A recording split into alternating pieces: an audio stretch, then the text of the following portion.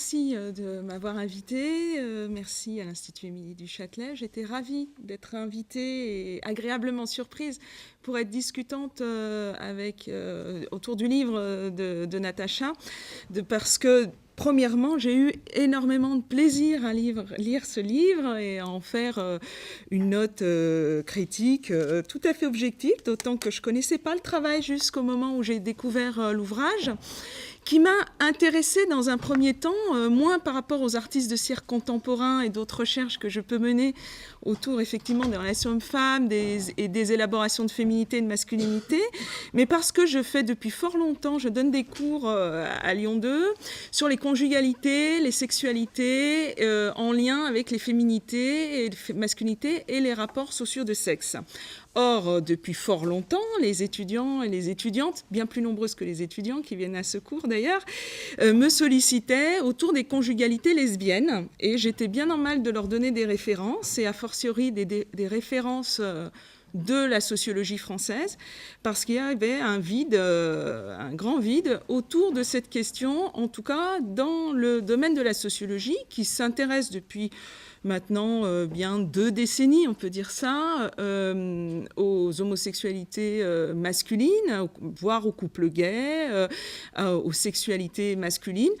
Mais du côté féminin, eh bien, comme dans d'autres domaines de la recherche en sociologie, il y avait peu de choses, mais alors vraiment pour ce qui concernait les modes de vie, les modalités d'existence, d'élaboration identitaire des lesbiennes, eh bien, je ne pouvais donner aux étudiants, aux étudiantes que quelques bribes prises ici ou là de petits articles ou de recherches. Et quand j'ai vu la parution de ce bouquin, je me suis lancée avec passion dans la lecture et vraiment, je l'ai trouvé formidable à différents points de vue.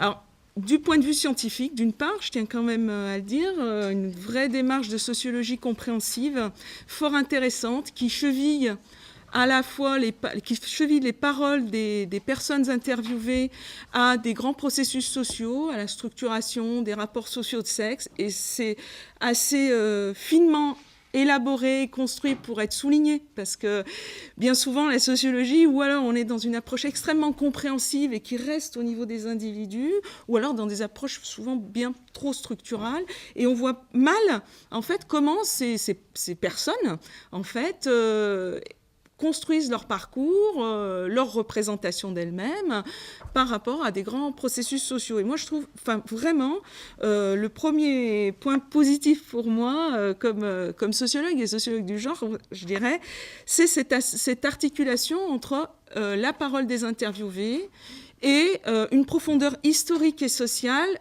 qui donne toute son ampleur scientifique à l'ouvrage. Deuxième point, un travail de terrain conséquent. Et c'est quelque chose sur quoi je tiens à entendre Natacha, et je pense que ça va passionner tout le monde, parce que 5 ans d'enquête de terrain pour la thèse, avec des interviews longues sur le mode de ce qu'on appelle en sociologie le récit de vie, ce qui signifie quand même de construire une relation de confiance avec les personnes. Et je peux vous dire, pour pratiquer moi aussi cette méthode, c'est pas du tout évident, et elle est arrivée à un beau bouquin. Moi, je pense que j'imagine que des personnes qui ont pu participer à cette enquête se sont retrouvées. Et moi, je pense que dans le travail du sociologue et des sociologues, c'est important. C'est important de donner une place à la parole des personnes qui acceptent de travailler avec nous, parce que de fait, elles travaillent avec nous. Donc ça, c'est les 2 points sociologiques, je dirais. Et puis, du point de vue du genre, eh bien, enfin, on parle des femmes lesbiennes, des femmes qui se définissent effectivement au premier abord, puisque c'est son point de départ, comme lesbienne, parce que c'est pas évident, et c'est je crois le cœur de la problématique. Se dire lesbienne, ce n'est pas dans cet ouvrage, comment on devient lesbienne, la question récurrente du pourquoi et du comment, est-ce qu'il y a des déterminismes ou autres. Bon, peut-être qu'elle s'exprimera sur cette question, mais ces processus, ces parcours, et moi, vraiment une révélation comme sociologue, comme femme et comme féministe, c'est quand elle montre que se dire lesbienne, c'est aimer ou être avec une autre femme qui se dit lesbienne et qui va concourir à la transformation des modalités d'identification, autrement dit, à la façon dont on va se définir à partir de ce moment-là. Et à la suite de la lecture de cet ouvrage, je dis souvent à mes étudiants et étudiantes, il ne suffit pas de faire l'amour avec une autre femme pour se dire lesbienne. Lisez le bouquin de Natacha Chetcuti. Pour moi, non mais vraiment, c'est une révélation. Et je crois que la science, de temps en temps, elle apporte comme ça des révélations. Et j'ai trouvé intéressant qu'elle compare ces parcours d'une vingtaine de femmes, si je ne me trompe pas, avec des parcours d'une dizaine de femmes qui se définissent elles comme hétérosexuelles et qu'on puisse observer des rapprochements, mais aussi des distanciations dans des façons de se construire et de se construire par rapport, et ça c'est la deuxième révélation, au modèle hétéronormatif, c'est-à-dire que toutes les femmes, a priori, sont socialisées, construites, éduquées, si on veut utiliser des termes un peu moins sociologiques, pour être hétérosexuelles. Donc elles ont un bagage hétérosexuel, voilà, qui est donné par l'environnement familial et autres. Et qu'est-ce qu'elles en font quand elles se disent lesbiennes ? Et moi, je crois que c'est le cœur de l'intrigue aussi. Qu'est-ce qu'on en fait, puisqu'on éduque... Tout le monde, enfin, on sait ça en sociologie du genre, on n'éduque pas les enfants pour devenir homosexuels. Donc, comment ça se passe ? Qu'est-ce qu'on fait de ce bagage-là ? Comment s'élaborent les féminités, le rapport à l'affectivité, à la sexualité, dans ses dimensions plus ou moins ludiques ou affectives ? Comment s'élabore le rapport à la maternité ? Ce qui est là un point crucial, il me semble, aussi, autour de la manière dont s'édifient les identités féminines dans nos sociétés, qui restent fortement chevillées dans tous les espaces de la vie sociale, je pense, à la maternité. Alors, la maternité, qu'est-ce que c'est ? Comment elle peut être envisagée ? Eh bien, cet ouvrage apporte des pistes, voire des réponses, dans certains cas. Et moi, je trouve ça passionnant, aussi bien pour les personnes qui peuvent chercher à comprendre comment se construit l'identité lesbienne, que pour toutes les femmes. Parce que moi, je crois que ça touche vraiment à des questions dans les rapports sociaux de sexe, dans la place que peuvent prendre les femmes dans nos sociétés et celles qu'on leur attribue également.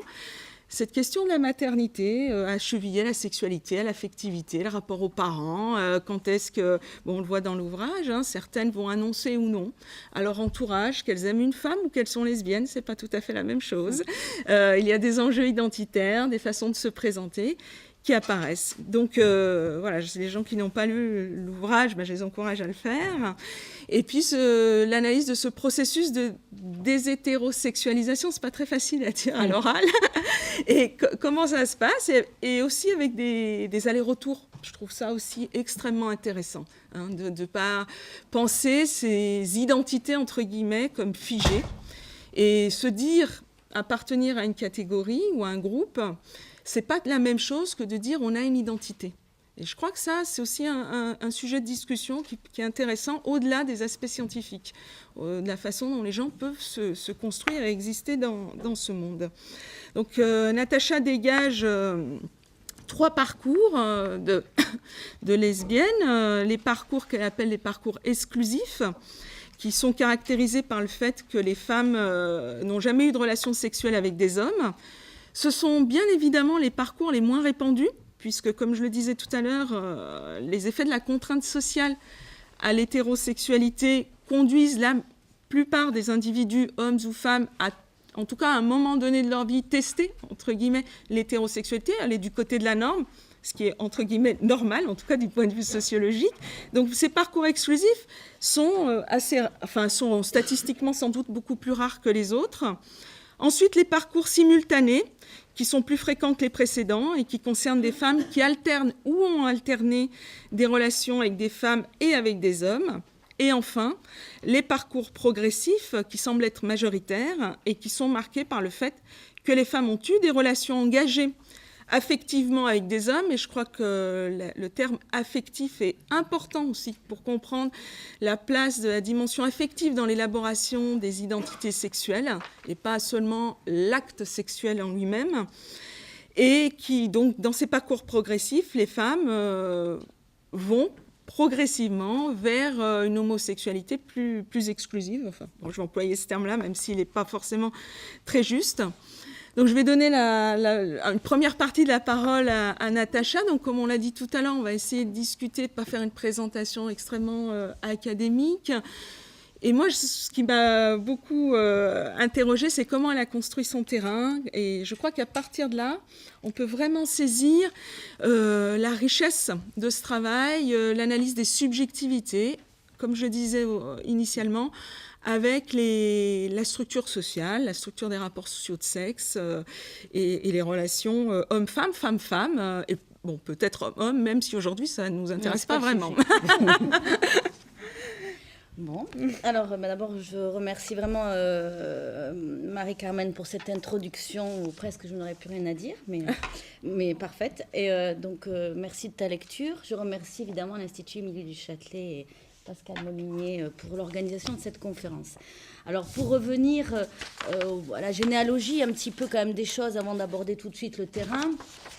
Parce que tu as beaucoup insisté sur la catégorie femme, et peut-être que c'est déjà là le point de questionnement sur lequel on peut démarrer, puisqu'au départ, en fait, quand j'ai pensé l'histoire de cette thèse, elle s'inscrit dans une découverte littéraire et théorique qui a beaucoup compté dans mon parcours, à la fois de chercheur et à la fois de lesbienne.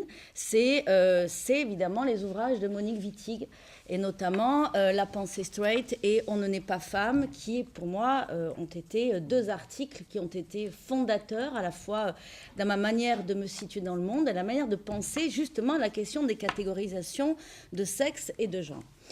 Et en gros, d'où vient mon questionnement, c'est que Wittig, dans un de ses textes, écrit la formule très connue les lesbiennes ne sont pas des femmes. Alors quand elle dit ça, c'est les lesbiennes ne sont pas des femmes, c'est parce qu'elles échappent à l'appropriation privée, c'est-à-dire dans le sens où elles n'entraînent pas des relations sexuelles et intimes avec des hommes.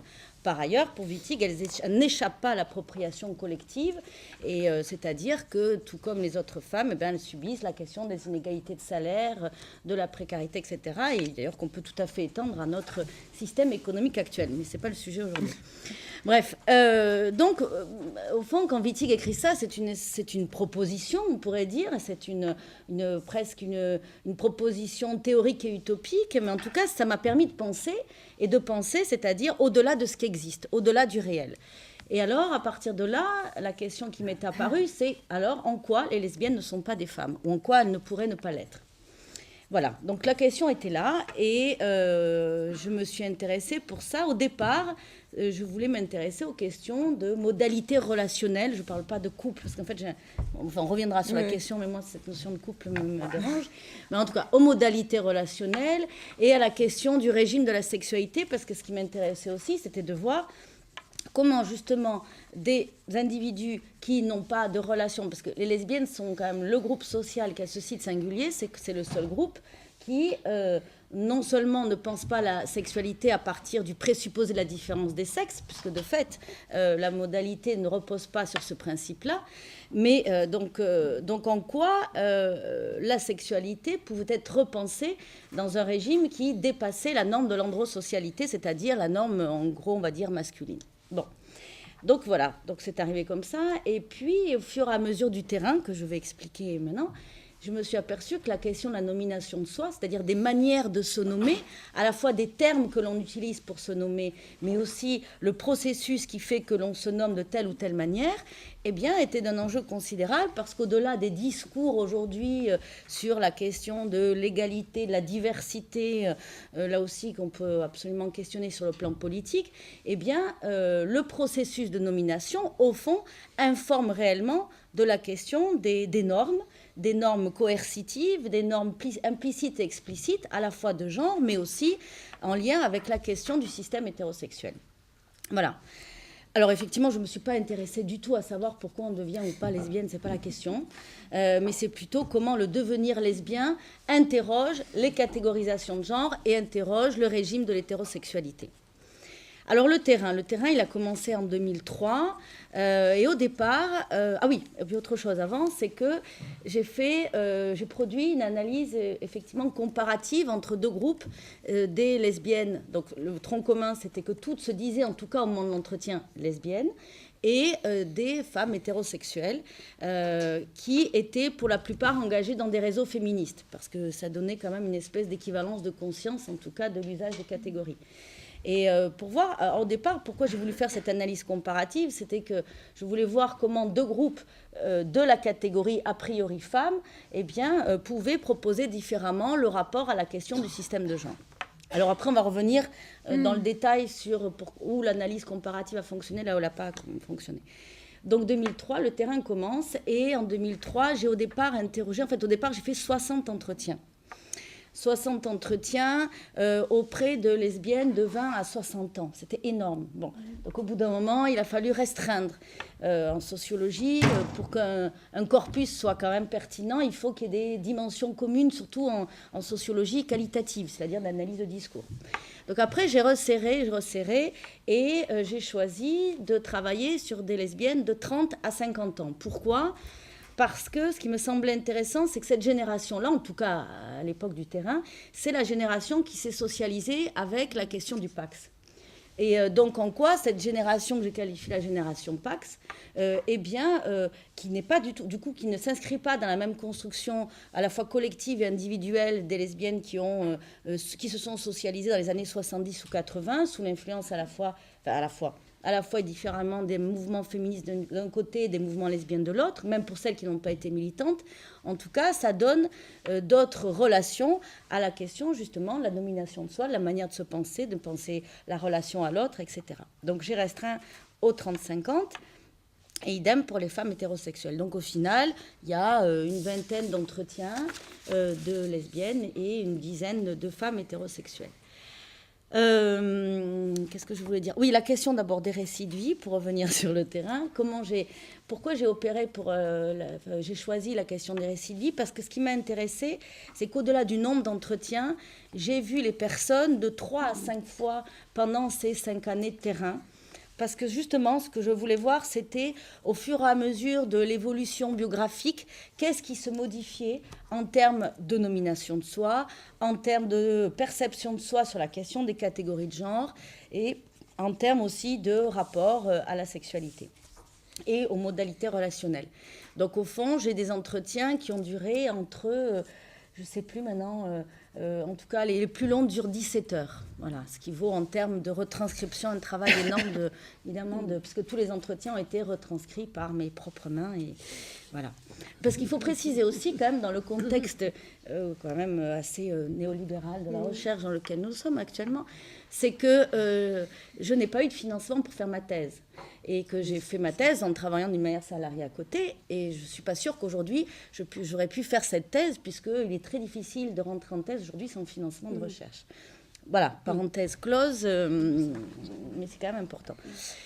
Voilà, pour ce qui est du terrain. Donc, à partir de ce terrain, ce dont je me suis aperçue en analysant donc, tous ces entretiens, c'est effectivement qu'il ne suffit pas de coucher avec une femme pour se définir lesbienne, et qu'au fond, le devenir lesbien s'établissait au bout d'un processus, à la fois qui suppose une rupture avec les exigences de départ, c'est-à-dire à la fois avec la question des normes de genre, masculinité, féminité, mais aussi une rupture avec ce qu'on pourrait dire, ce qu'on pourrait appeler le système hétérosocial, c'est-à-dire ça suppose une prise de conscience qui tout d'un coup se réélabore autrement de sa position en tant que femme, entre guillemets, dans le système hétérosocial, mais aussi, au fond, une mise à distance avec la contrainte normative pour se permettre de donner un corps,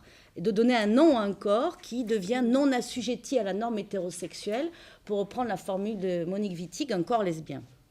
Et ce devenir autre, au fond, eh bien, alors maintenant on va insister sur la question des processus par lesquels ça se passe, mais ce devenir autre, il s'instaure à la fois par les manières de se définir, donc par les processus de nomination qui vont entraîner une nouvelle manière de se percevoir, non plus en tant que femme, mais sans doute en tant que lesbienne. Il va aussi entraîner, tu parlais de subjectivité tout à l'heure, mais c'est vrai, une espèce de réévaluation subjective sur la question des catégories de genre qui vont se construire non plus en référence avec les codes hétérosexuels, mais plutôt en référence, au fond, à une culture partagée, à une culture commune liée au lesbianisme. Et ce processus, évidemment, mais on pourra rentrer dans les détails après, mais il se construit dans une relation assez dialectique, consciente ou non, avec à la fois avec les mouvements lesbiens et les mouvements que je séparerais volontiers des mouvements féministes dans la manière de se concevoir en tant que lesbienne, mais aussi, et ça traverse toutes les générations, il se déroule aussi dans une opération de reconversion de genre à travers des catégories dont on va parler tout à l'heure, butch, femme et le modèle de l'androgynie. En tout cas, ce processus, avant que la nomination puisse s'instaurer, ce que j'ai constaté dans tous les parcours que j'ai recueillis, quels que soient les types de parcours, quelles que soient les classes sociales, parce que ce que j'ai oublié de préciser, c'est que dans cet échantillon, en tout cas présent dans ce livre, c'est surtout des classes moyennes qui ont été interrogées. Alors ça s'explique aussi par les modalités de terrain, c'est qu'à l'époque, j'ai fait un terrain en envoyant des invites d'annonces auprès des associations. Donc évidemment, dans les associations, bien souvent, c'est plutôt des personnes de classe moyenne qu'on arrive à atteindre. Dans la recherche que je viens de finir actuellement, là, j'ai travaillé sur des classes sociales très diversifiées et je peux voir que vraiment la question du processus traverse toutes les classes sociales. Alors après, prenons des formes différentes selon les âges et les classes sociales. On pourra y aussi revenir après.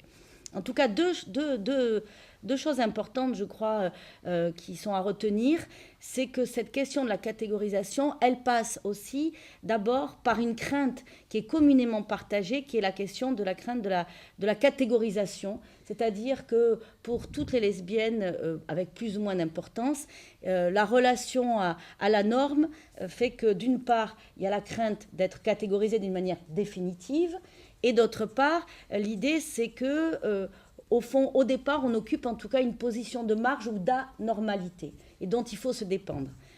Et d'autre part, alors là, ce n'est pas pour toutes, mais pour certaines d'entre elles, la norme, ou la question du rapport à la norme, ou la crainte de l'éthique, de la catégorisation, passe aussi par le fait qu'il y a la crainte de sortir, au fond, de la dépendance des hommes, ou en tout cas du regard des hommes, et d'être exclu de la norme du groupe des hommes. Et ça, c'est très très fort en début de parcours.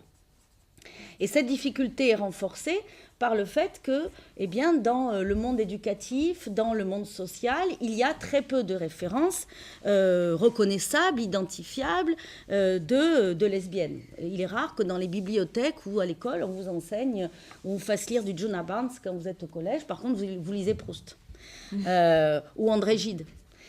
Qui n'est pas si accessible que ça d'ailleurs. Bon. Donc évidemment, le fait qu'il y ait peu de littérature ou de codes culturels reconnaissables, c'est un obstacle. Et d'où le fait que le succès, en tout cas pour les nouvelles générations, du feuilleton de Lee Aylward qui a traversé qui a traversé les frontières, voire les générations parfois.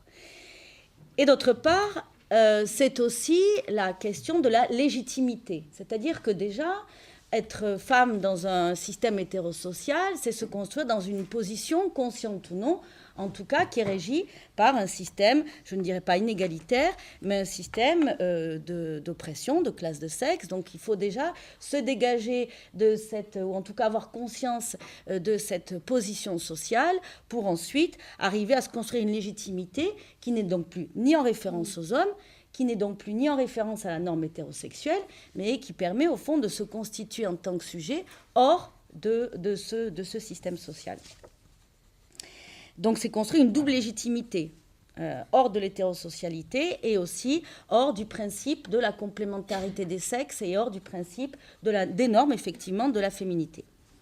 Alors après, je vais revenir plus précisément sur tout ça. Alors voilà, donc une fois tout ce processus entamé, on perçoit donc 3 parcours. Un parcours que j'ai effectivement qualifié d'exclusif, qui est effectivement un des parcours les plus rares, et même dans les nouvelles générations, ça j'ai pu le confronter avec le terrain actuel, c'est que, et d'ailleurs c'est très différent des gays, parce que quand on regarde les résultats de l'enquête CSF au contexte de la sexualité en France, on voit que pour la population gay, la contrainte à l'hétérosexualité semble agir en tout cas différemment ou avec moins de force sur ce plan-là, puisque les parcours exclusifs sont beaucoup plus nombreux chez les gays que chez les lesbiennes. Donc un parcours exclusif, ce qui veut dire donc que ce sont des lesbiennes qui n'ont jamais eu de rapport sexuel avec des hommes. Le parcours le plus minoritaire, et qui d'ailleurs ne se construit pas tout à fait de la même manière sur la question de la catégorisation et de la crainte de l'étiquetage. Le parcours simultané, qui est effectivement le parcours, je dirais, qui n'est pas le plus majoritaire, mais qui est une espèce d'intermédiaire, c'est-à-dire c'est qu'en début de biographie sexuelle, les lesbiennes ont des relations avec des hommes et avec des femmes. Alors là aussi, on peut voir à l'œuvre le privilège épistémologique de l'hétérosexualité, pour reprendre l'expression de Sedgwick, parce qu'on voit bien qu'il est rare que des femmes hétérosexuelles aient besoin de coucher avec des femmes pour être sûres d'être hétéros. Bon, là, évidemment, dans ces parcours-là, la question du rapport avec les hommes, c'est justement une espèce de contrebalancier pour s'assurer, au fond, de sa position de marge et pour s'assurer de sa définition, en tant que, enfin, pas définition, mais en tout cas de se situer en tant que lesbienne. Donc, et le parcours progressif, qui lui est largement majoritaire et qui est tout aussi majoritaire aujourd'hui dans les jeunes générations, et qui prend là aussi des formes différentes, et on va voir l'influence du postmodernisme ou du queer. C'est que dans les générations 30-50, ce parcours effectivement était scandé de relations avec des hommes, parfois de conjugalité durable, voire de mariage, voire etc. Et au fond, parfois avec des relations avec des femmes qui pour autant ne bouleversaient pas la nomination de soi. Et c'est le moment de la rencontre avec une lesbienne qui s'autonome comme telle qui permet à un moment donné à la fois le changement de la nomination, le changement de vie et au fond le fait de se catégoriser comme lesbienne. Je voulais dire quelque chose là. Ah oui, et la question des 15-35, non parce que je relis tout le temps maintenant avec mon terrain le dernier évidemment, c'est que je crois que le flou qu'a entraîné le postmodernisme, c'est que dans le parcours progressif, qui est en fait toujours aussi majoritaire, eh bien de jeunes lesbiennes vont user de la catégorie de la bisexualité d'une manière beaucoup plus importante, même si à la limite elle ne couche plus avec des hommes, mais pour se dire qu'éventuellement elle n'échappe pas au marché des hommes. Et moi je crois que là il y a quand même quelque chose de l'influence des théories postmodernes, du refus de la fixité des catégories, qui permet soit de ne plus se définir, et jusqu'à quel point ce n'est pas une manière de reconduire l'invisibilité lesbienne et en tout cas de réassigner le lesbianisme aux portes du placard, si je veux dire l'expression. Et secondement, c'est aussi quelque chose qui permet de ne pas lâcher avec l'hétérosexualité, puisque se définir dans ce cas-là, dans une forme de bisexualité, même si on ne vit pas des relations avec des hommes, c'est ne pas lâcher prise, au fond, avec la force du système social. Donc voilà la différence, par contre, avec... là, c'est pas dans le livre, ça ne pourrait pas. C'est un scoop. C'est un scoop avec les plus jeunes. Voilà, déjà pour la question des parcours. S'il y a des questions ou des commentaires... Après. Donc, alors, sur cette question... d'accord, très bien. Moi, justement, par rapport à ce que tu disais sur le fait, la crainte d'être exclu du groupe des hommes et la manière de se définir, puis qu'on voit réapparaître... j'ai oublié de dire un truc, d'ailleurs. Oui, vas-y. Non. Non, juste ce que je voulais dire, c'est aussi dans ce qui traverse dans les discours et qui me semble important aussi à dire, c'est que dans tout ce cheminement, il y a un terme qui revenait sans cesse dans les procédures de nomination, parce qu'après on pourra parler aussi des types de nomination, mais c'est le verbe assumer. Et ça m'a posé vraiment beaucoup de questions à l'époque. C'était j'assume, je vais assumer. Et quand même, qu'est-ce que ça signifie assumer quand on est dans une position de marge ? Et ce que je me suis dit, c'est que au fond, le poids de la norme est si fort que pour les personnes en position de marge, en tout cas pour les lesbiennes qui se trouvent dans cette position de marge, eh bien, il y a deux solutions. Assumer, ça renvoie au fond à assumer une marginalité, assumer une position de marge. Et c'est quoi ? Ça devient soit j'assume dans un Alors, on pourra voir après dans les manières de se présenter justement à l'entourage, mais dans une stratégie de repli où la catégorie femme va prendre le pied sur la question de la catégorie lesbienne, ou au contraire, de cette position de marge, au fond, l'occuper d'une manière plus ou moins politique dans un espace critique du système. Mais ce verbe assumer revenait sans cesse. Quand c'est pas je dois assumer pour mes parents, parce que le poids de la catégorisation, après, il s'étend aussi sur l'extérieur. En tout cas, la question, c'est que la conception du lesbianisme et la manière dont du coup ça devient défini pour soi va avoir un effet aussi sur les possibilités des rencontres avec les autres. Voilà, c'était juste ça. Non, on y reviendra. Par rapport je trouve ça extrêmement intéressant, la crainte d'être exclu du groupe des hommes et la manière dont on peut se définir. Et je ferai la relation avec le sous-groupe que tu as, les 10 personnes que tu as interviewées également, qui se définissent comme hétérosexuelle et féministe. Est-ce que tu as retrouvé ce genre de choses autour, alors non pas de l'hétérosexualité, ça j'imagine, mais autour du positionnement féministe? Est-ce qu'il y avait des accointances, des recoupements? Parce que, je fais un petit peu des associations d'idées, mais dans la façon de se dire « je ne suis pas féministe, mais », voilà, ce genre de propos qu'on retrouve dans des univers féministes ou des univers académiques, et chez les jeunes générations, qui revient quand même de façon assez massive. Je me demandais s'il y avait des proximités.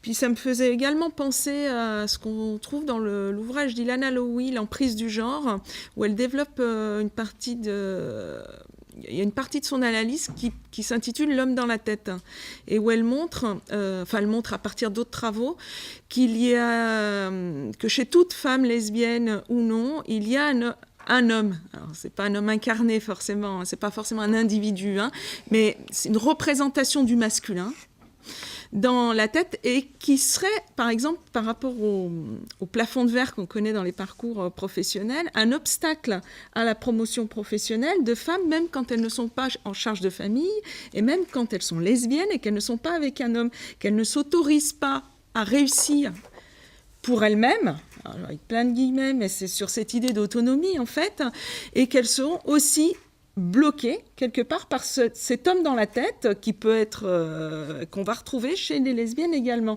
Donc je faisais un petit peu toutes ces relations sur en gros la place du masculin ou de l'hétéronormativité qui semble traverser des féminités. Et voilà, je t'interroge, c'est une vraie question, parce que je n'ai pas de réponse. Et est-ce que sur ton terrain, tu as trouvé des femmes qui s'en dégagent de façon beaucoup plus massive que d'autres, par exemple? Alors, on en vient justement à la question des lesbiennes. Oui, donc voilà, on va opter pour ça, parce que justement, elles ne sont plus femmes. Alors, en tout cas, d'abord, première chose, en ce qui concerne les femmes hétérosexuelles, aucune d'entre elles ne s'est définie comme telle. Ce qui, évidemment... non, mais c'est une grande différence. C'est-à-dire que dans le parcours des lesbiennes, que je pose... D'ailleurs, je n'avais pas à poser la question, parce que j'ai fait une grille d'entretien commune aux deux. Et donc, je demandais, par exemple, pourquoi avez-vous toujours été hétérosexuelle, pourquoi avez-vous toujours été lesbienne, etc. En ce qui concerne les lesbiennes, la question de la nomination de soi, de la situation face à la norme, de la confrontation à la norme, arrivait dans le parcours sans même que je pose des questions. En ce qui concerne les femmes hétérosexuelles, évidemment, la question ne se posait pas de cette manière-là. Et en tout cas, la question de la définition et de la situation par rapport à la norme d'un point de vue de l'hétérosexualité, pas à ce titre-là. Elle pouvait se poser sur la question, justement, du rapport homme-femme. Et c'est là la différence, et je vais revenir sur ce que tu dis, c'est que pour les femmes hétérosexuelles, la question était plus celle d'arriver à une espèce d'égalité entre les genres, et ça c'était très net sur la question de la sexualité, c'est-à-dire que, d'ailleurs je n'ai pas comparé les trajectoires sur la question de la nomination de soi, je les ai comparées sur les modalités relationnelles, sur la question de la sexualité, mais sur la nomination non, puisqu'une fois qu'on a compris que... Et donc dans la sexualité, on le voit très nettement, c'est-à-dire l'idée d'atteindre une espèce d'égalité, c'est-à-dire ne pas sortir de la binarité du genre, qu'il y a une volonté de maintenir cette espèce de complémentarité binaire des genres, mais par contre de contrecarrer le système de domination. Ça, c'était très fort. Alors que chez les lesbiennes, ce que j'ai appelé le processus de déshétérosexualisation, c'est ça. C'est-à-dire que l'idée n'est pas d'atteindre l'égalité, mais au fond, d'une manière ou d'une autre, l'idée, c'est d'arriver à une forme de dénaturalisation des catégories de genre. Alors là aussi, consciemment ou non. Et ce processus de dénaturalisation, il se montre, ou il se donne à voir, ou il se donne à dire, par, on pourrait dire grossièrement, 3 modalités. L'une, c'est celle qui consiste à rejeter tous les traits de la dite féminité, justement, dans un processus de retrouver ou de trouver sa place en tant que sujet non-femme, et par l'usage soit de la catégorie butch ou femme. Alors qu'est-ce que ça veut dire ? Ça veut dire, en ce qui concerne la catégorie butch, justement par rapport à ce que tu disais, c'est rejeter toute imposition de la féminité, mais ça ne veut pas dire vouloir être un homme. Et ça ne veut pas dire s'identifier à un homme. Mais ça veut dire, au fond, reprendre les codes Alors là aussi, il faut différencier quand même les discours des plus militants des discours des non-militantes. Parce que il y a une réflexivité critique et politique sur cet usage-là qui, évidemment, se donne à dire différemment. Mais en tout cas, on peut dire que cette catégorie butch, c'est une catégorie de genre lesbien qui se déploie à travers une mise à distance des codes de la masculinité, tout en rompant avec le sujet femme.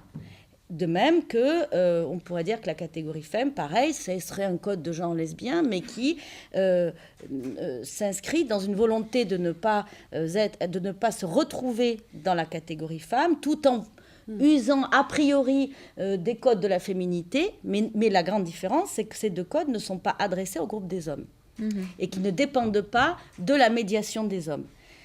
Et donc, ça suppose évidemment une conscience critique de la place que l'on occupe dans un système hétérosexuel. Mais donc, je crois que la question est là. C'est pas vouloir être homme ou femme, c'est sortir de cette catégorie tout en ayant un usage du genre qui ne s'adresse pas justement au groupe dominant.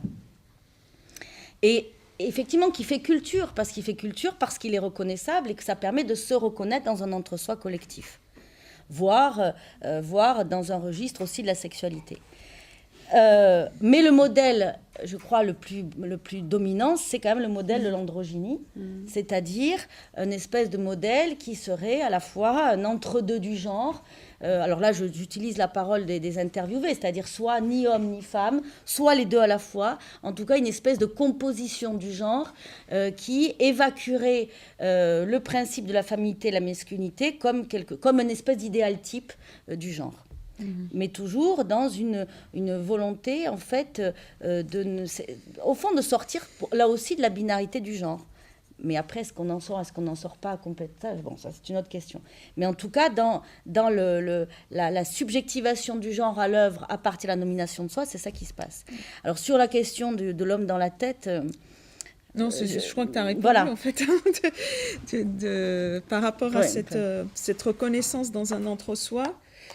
Donc, il semblerait que dans ces catégories lesbiennes avec une certaine conscientisation et de rupture avec l'hétéronormativité, on aurait affaire à cette rupture, c'est-à-dire qu'on aurait vraiment affaire à une rupture avec le groupe homme. Enfin, en tout cas, je ne sais plus quelle formule tu as. Ça ne s'adresse plus au groupe homme. C'est ça, au groupe des hommes. Au groupe des hommes. Ouais. Alors, une des questions qui me vient à l'esprit, c'est oui, effectivement, sans doute une reconnaissance dans un entre-soi, mais quid, une fois qu'elles sortent, enfin, de temps en temps quand même, elles ne sont pas dans l'entre-soi, et comment ça se passe ? Comment elles organisent soit leur image, je ne sais pas, le discours, les façons de se dire, les façons de se présenter dans différents espaces. On le voit dans l'ouvrage, l'espace professionnel, l'espace amical, l'espace familial. Est-ce que, selon les catégories, selon leur parcours, d'une part, est-ce qu'il y a des différences ? Est-ce qu'il y a des différences selon les modèles auxquels elles adhèrent, les 3 modèles que tu as décrits ? Voilà, comment... Comment ça se passe? Alors, là aussi, je vais d'abord répondre à ta première question, parce que sur la question de la relation au parcours, c'est plus compliqué. Parce que vraiment, là, ça a été une longue réflexion pour moi, cette histoire avec la typologie des parcours. En tout cas, sur les manières de se dire, ce qui est très net, alors tu le dis, je ne sais plus si c'était toi ou je ne sais plus qui, il y a deux logiques différentes. La logique sur l'extérieur, c'est que évidemment, il est beaucoup plus facile de se dire en disant « je me présente en tant que couple de femmes que de se dire de dire aux autres « je suis lesbienne ». Parce que « je suis lesbienne », c'est au fond mettre les autres devant une catégorie en soi qui se suffit elle-même et qui ne rentre pas en plus dans l'idéologie de l'amour, l'idéologie du couple, au fond le modèle normatif qui permet de se dire que bon, très bien d'être à la marge, mais au fond la marge quand même se recompose dans la norme. Et dire je suis en couple avec une femme, évidemment, ça réinstaure la norme, ça efface la question de la catégorie en soi. Et donc l'usage le plus courant, c'est de se dire en tant que couple de femmes.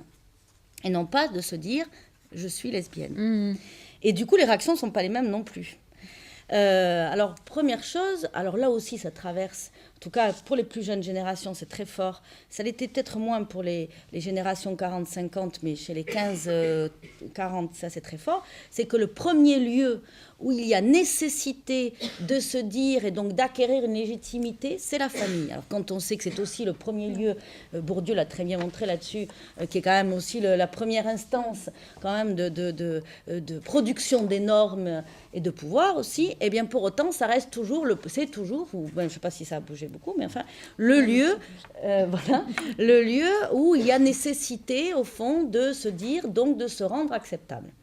Alors, bon, là, je peux dire ça maintenant avec le terrain que je viens de finir, c'est que selon les classes sociales, les réceptions sont différentes et là, il y a des changements. C'est-à-dire que très nettement, dans la thèse, je crois que pour tous les parcours, ça a été un moment compliqué. C'est-à-dire que le moment d'aller se dire auprès de la famille, ça a été un moment toujours pensé dans la vie des personnes que j'ai interrogées. Et quant aux réceptions, en gros, les réceptions, c'est quoi? C'est soit l'épreuve du déni, c'est-à-dire de dire que soit ça va passer, parce que tout ça, ça fait partie, avec la vulgate de la théorie freudienne, au fond, eh bien, c'est un processus de maturation qui n'est pas bien accompli, donc l'idée d'une bisexualité psychique qui va à un moment donné s'accomplir vers une hétérosexualité plus ou moins exclusive, donc l'idée que, bon, ou alors le déni de l'autre, c'est-à-dire on peut toujours dire je vis avec une copine, j'ai une copine, ça reste toujours le modèle des deux amis, bien connu. Ce qui n'est pas pareil pour les couples gays. Vivre deux hommes ensemble, là, ça renvoie plus visiblement, sans doute, à une homosexualité possible. Donc, cette épreuve du déni a ensuite, beaucoup d'interviewés ont raconté la manière dont, là aussi, elles utilisaient le terme assumer ou faire de la pédagogie auprès des parents, c'est-à-dire comment, au fond, elles usaient et notamment par le couple, le couple devient un modèle, au fond, d'intégration possible de la marge ou autre modèle. La question aujourd'hui, qui revient de manière récurrente dans les biographies, la maternité. Alors là aussi, je ne vais pas faire un débat sur la maternité ici, mais là aussi, évidemment, que je me rappelle d'une histoire de vie, une jeune lesbienne, enfin, elle avait 30 ans à l'époque, donc voilà, elle avait une histoire avec une autre, bon, bref, et puis rejet des parents de famille très catholique, classe moyenne, de gauche, mais catholique, et qui rejettent absolument, évidemment, le lesbianisme de leur fille, et donc qui disent même à un moment donné par rapport à des sons qu'on a eu tout à l'heure, mais non, mais ça va pas du tout, qu'ils la traitent de pute sauf le mot lesbienne. Donc quand elle racontait ça, évidemment, elle a beaucoup rigolé en disant à ses parents, mais je crois que vous vous trompez, c'est pas tout à fait ça. Bon, en fait, elle rigolait pas sur le moment. Donc, et en fait, la manière dont elle a pu revenir dans sa famille à partir du moment où elle a annoncé qu'elle allait avoir un enfant avec sa compagne.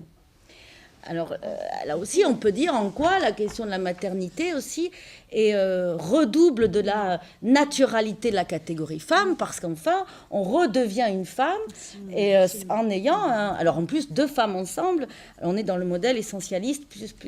Bon, bref.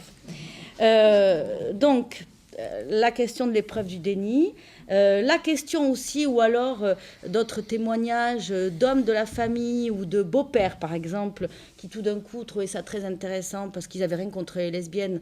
D'ailleurs, vraiment, même au niveau de la sexualité, voilà, ça pouvait rentrer dans des fantasmes partageables.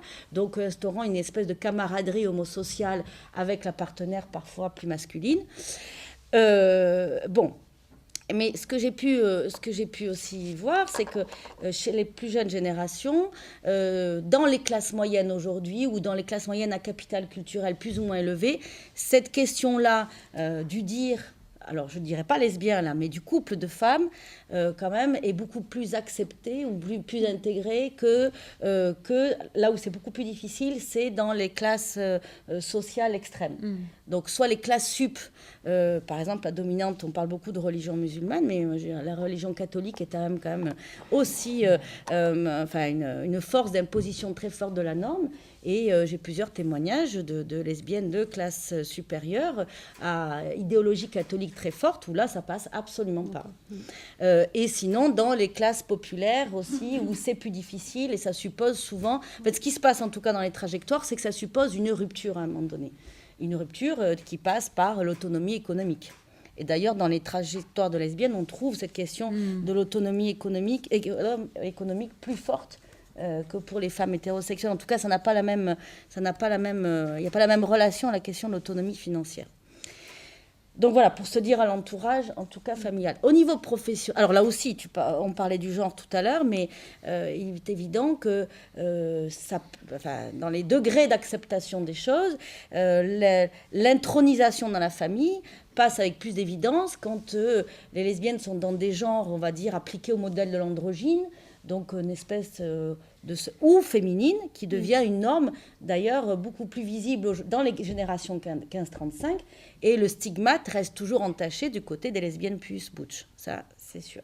C'est-à-dire qu'en gros, il faut toujours rester sur une ligne qui maintient les lesbiennes dans une catégorie femme audible, reconnaissable, entendable, etc. Dans le milieu professionnel, là aussi, c'est compliqué selon les métiers qu'on occupe. Évidemment que beaucoup de lesbiennes occupent les métiers dits féminins, ce qui est logique. En cela n'échappe pas à l'appropriation collective femme. Et là, ce dont je me suis aperçue, c'est le dernier lieu où il y a une volonté de se dire.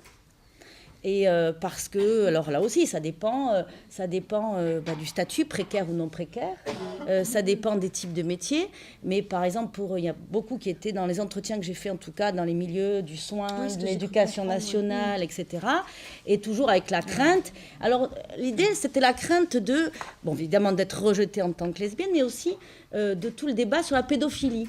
Et donc, et donc de penser que ça aurait des incidences sur la manière dont on pouvait penser qu'elles agissaient avec les enfants, par exemple. Bon, donc ça, c'est revenu assez souvent. Mais tu parlais de genre, eh bien, il y a des indices du genre, c'est-à-dire qu'en même temps, au fond, il y a des manières de se dire sans se dire et d'évaluer la situation sociale. Alors, ça va être par jouer justement sur des codes de la masculinité ou dire, ce week-end, j'étais avec ma copine, mais en fait, bien souvent, les gens ne comprennent pas du tout ce que c'est. C'est le principe, évidemment, universel de l'hétérosexualité. On est où on n'est pas. Et donc, mais ce qui est très important, c'est que de toute façon, dans toutes les trajectoires, quelles que soient les classes sociales, cette question de l'évaluation, elle revient sans cesse. C'est-à-dire, c'est pas que dans le milieu professionnel, c'est aussi dans le milieu d'habitation, le voisinage. C'est-à-dire, c'est toujours contrôler, au fond, à la fois la manière dont on occupe son genre, mais aussi contrôler ce que l'on dit sur soi, pour savoir à quel moment c'est possible ou pas, au fond, de se rendre visible. Mais c'est jamais quelque chose d'acquis. Oui. Voilà. Donc il y a une espèce d'évaluation, j'aime pas ce mot évaluation, mais là pour le coup ça veut vraiment dire ça. C'est-à-dire des stratégies qui permettent au fond de donner des signes du dicible ou de l'indicible selon le contexte où on se trouve. Alors justement, le disciple, l'indicible, et puis tu parlais des couples, du modèle, le couple comme modèle d'intégration de la marge, surtout quand elles s'adressent à leur famille. C'est ce que... Mais est-ce que, par exemple, autour du disciple et de l'indicible, dans un couple, alors mettons des guillemets à couple pour le moment, c'est quoi les terminologies ? Modalités relationnelles. Voilà, dans des modalités relationnelles spécifiques. ça devient très compliqué de parler. Est-ce qu'il y a toujours consensus? Est-ce qu'on peut imaginer dans des relations, des relations à deux, qu'il y en ait une qui s'assume, entre guillemets, c'est leur terme, et puis pas l'autre. Et comment ça se négocie? Est-ce que ça se négocie? Est-ce que ça se passe? Est-ce que ça arrive? Comment? Voilà. Alors, bon, d'abord, je vais dire pourquoi je parle de modalité relationnelle quand même, parce qu'autrement... oui, moi j'ai une certaine idée. Voilà. Mais bon, je trouve que c'est très enfermant, en fait, d'utiliser le terme couple. Alors, encore plus conjugalité. Bien sûr, c'est des usages courants, et on sait de quoi on parle. Si on dit conjugalité, couple, c'est des usages scientifiques aussi, donc... Mais quand je parle de modalité relationnelle, ça permet aussi de pouvoir penser qu'il y a plusieurs manières possibles, au fond, d'être en relation. Et ça permet aussi d'avoir toujours une réflexivité sur qu'est-ce que c'est qu'être en relation. Par exemple, est-ce qu'être en relation, c'est avoir une relation de désir partagé? Non, oui. Est-ce que c'est vivre ou pas ensemble? Est-ce que ce que tu dis sur la question de l'autonomisation, évidemment, joue? Et puis, qu'est-ce que... Bon, je ne sais pas, il y a plusieurs formes sans doute de modalités aussi de configuration de l'amour. Enfin, tout ça est bien... Bon, alors on va laisser de côté l'amour qui me semble périlleux à discuter pour l'instant. Ah, c'est dommage, je voulais t'interroger là-dessus. Mais si tu veux après. Mais déjà... Mais ouais, non, parce que ce qui est de l'ordre de la sociologie, ce qui est de l'ordre, alors là, pour le coup, de la psychanalyse en amour, moi, je ne sais pas. Mais enfin, on verra. On va rester sur la sociologie. On va rester sur la sociologie. Mais... bon, en tout cas, en termes de modalité relationnelle, moi, j'ai pu, enfin, dans les trajectoires que j'ai recueillies, au fond, alors évidemment, le modèle le plus partagé, c'est celui qui se définit par une exclusivité à la fois sexuelle et affective. Bon, alors là, pour le coup, on pourrait dire que les lesbiennes sont des femmes, dans le sens où elles sont très proches de la socialisation de genre, c'est-à-dire que dans cette nécessité d'articuler sexualité et affect, voilà, évidemment, on peut peut-être parler d'affect, et l'idée qu'au fond, le désir participe de la définition de cet affect, voire le confirme, ou à l'inverse, peut donner signe que ça ne va pas. Bon. Alors ça, c'est le modèle le plus partagé. Qui ne s'articule pas forcément avec un modèle cohabitant, le plus souvent aussi, mais bon. Donc ça, sur les modèles les plus dominants, je trouve que c'est pas très intéressant de s'étendre, mais on va peut-être voir Enfin, on peut en reparler, mais... donc avec une place donnée en tout cas à la question du vécu du désir assez importante. Mais ça, je crois qu'il faut moduler ce résultat, parce que je pense que c'est quand même lié à la fois à la question des âges, lié au corpus et au mode de recrutement des interviewés. Parce qu'en fait, si on étend à d'autres à la fois classes sociales et d'autres, voilà, par exemple dans le terrain que je viens de finir, là justement c'était des non-militantes, elles ne se nommaient pas forcément lesbiennes, et on voit que la question de la structuration du désir, de la relation à l'autre, elle s'instaure différemment. Donc, alors après, pourquoi j'insiste sur cette diversité, c'est que je me suis aperçue, donc après il y a évidemment des modèles d'infidélité connus ou non connus, bon ça c'est des relations clandestines avec toutes les questions que ça pose, la question aussi de l'usage de qu'est-ce que ça veut dire que la fidélité, l'infidélité, là aussi, et l'arrivée d'Internet a reposé beaucoup de questions là-dessus. C'est-à-dire que l'espace du virtuel sans les corps, mais avec qui on échange par le moyen de chat, de sites de discussion, etc., repose la question de la frontière de l'intime. Donc, à quel moment il y a, au fond, un dépassement d'une intimité avec l'autre, même sans corps partagé. Donc, tout ça pose des questions. Mais ce que je trouve intéressant, c'est... Et ça, vraiment, j'ai découvert ça en analysant mes entretiens, mais même pas en analysant mes entretiens, mais par ce qu'on appelle en sociologie l'observation participante, c'est-à-dire vivre avec le groupe. C'est ce que j'appelle le multipartenariat affectif. Et, parce que là, je trouve que pour le coup, justement, c'est le modèle qui se différencie de la socialisation des femmes, c'est en ça qui m'intéresse, c'est que... Et d'ailleurs, pour beaucoup d'entre elles, ce modèle-là, elles n'en parlaient même pas pendant les entretiens, parce que ça devenait une norme tellement implicite que c'est parce que j'ai pu l'observer que du coup, j'ai pu en parler dans l'ouvrage. Ce que j'appelle le multipartenariat affectif, c'est l'idée d'entretenir des relations singulières, des relations solidaires avec des lesbiennes avec qui il y a eu une histoire, avec une sexualité partagée. La chose commune, c'est ça. Et là, alors, première chose, ce que je trouve intéressant, c'est que ça se rapprochait du continuum de l'hétérosexualité d'Adrienne Rich, mais en même temps, ça s'en séparait. Parce qu'Adrienne Rich, quand elle appelle, au fond, à ce continuum, c'est dans l'idée de relations de survie et relations de solidarité avec d'autres femmes, dans une identification avec des femmes, quels que soient les types de relations. Alors, des relations soit liées à du veuvage, célibat, etc. Alors que là, c'est vraiment des relations qui s'installent dans une solidarité qui peut même faire concurrence à la partenaire du moment, mais qui s'inscrit dans une sexualité auparavant partagée.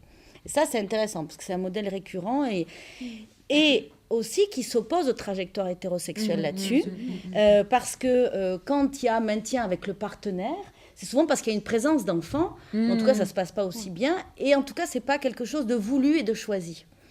Et c'est rare. Alors là aussi, on peut voir la configuration de l'hétérosexualité, parce qu'il y a menace pour une femme, si elle continue à voir son ex-amant, le partenaire actuel se sent menacé. Enfin, il y a un contrôle de la sexualité. Mais bien sûr, on est dans une logique homosociale, au fond, de contrôle de la sexualité et de l'affect des femmes. Mais voilà, donc c'est en ça que je trouve que ce modèle-là, il est quand même plus intéressant et qu'il est à penser sur comment, du coup, à partir de là, il y a une inventivité relationnelle entre lesbiennes et qui échappe au conditionnement aussi dans lequel les femmes sont construites, c'est-à-dire que l'autre est forcément une rivale. Parce que tout à l'heure, quand on parlait du déconditionnement et de la rupture dans la biographie, et sortir de la norme du groupe des hommes, c'est aussi apprendre à le devenir lesbien. Ça passe aussi par tout d'un coup sortir, enfin tout d'un coup, non pas du tout d'un coup, mais par un long processus, sortir de la misogynie intériorisée, qui fait que l'autre n'est jamais une égale, ou l'autre n'est jamais a priori l'autre de son autre. Ça ne veut pas dire qu'on supprime l'altérité. Mais en tout cas, on socialise les femmes à penser que, au fond, qui est l'altère possible, ce sont les hommes, ce ne sont pas les femmes. Donc c'est pour ça que j'insiste sur ce modèle-là. Est-ce que c'est en intégrant des modes de sociabilité lesbiens qu'elles apprennent, entre guillemets, à désapprendre ce qu'elles ont sans doute appris à un moment donné? Comment elles font?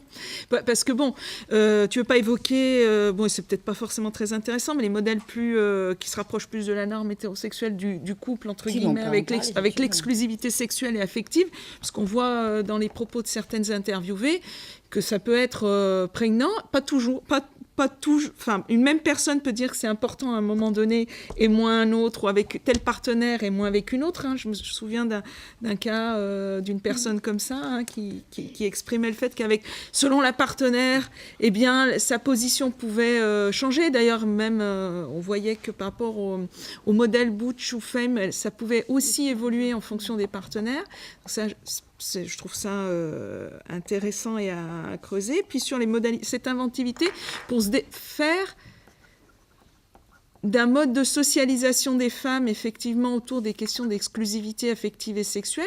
Alors, si j'ai bien compris, tu m'arrêtes si je n'ai pas bien compris, c'est le multipartenariat affectif. Ce sont des relations affectives qui perdurent avec des anciennes compagnes ou partenaires qui ont été des partenaires sexuels et affectifs. Donc, ce qu'on enlèverait, je vais prendre des termes un peu triviaux, c'est la dimension sexuelle pour ne garder que la dimension affective. Ça, voilà. Bien. Jusque-là, j'ai compris. Voilà. Et pour... Pardon? Oui, les axes. Oui, mais les axes avec lesquels... Oui, non, mais ça, j'avais... c'est vrai que parfois, on prend un peu des tournures bizarroïdes. Oui, voilà. Alors, les axes, comment ça se passe trop trivial.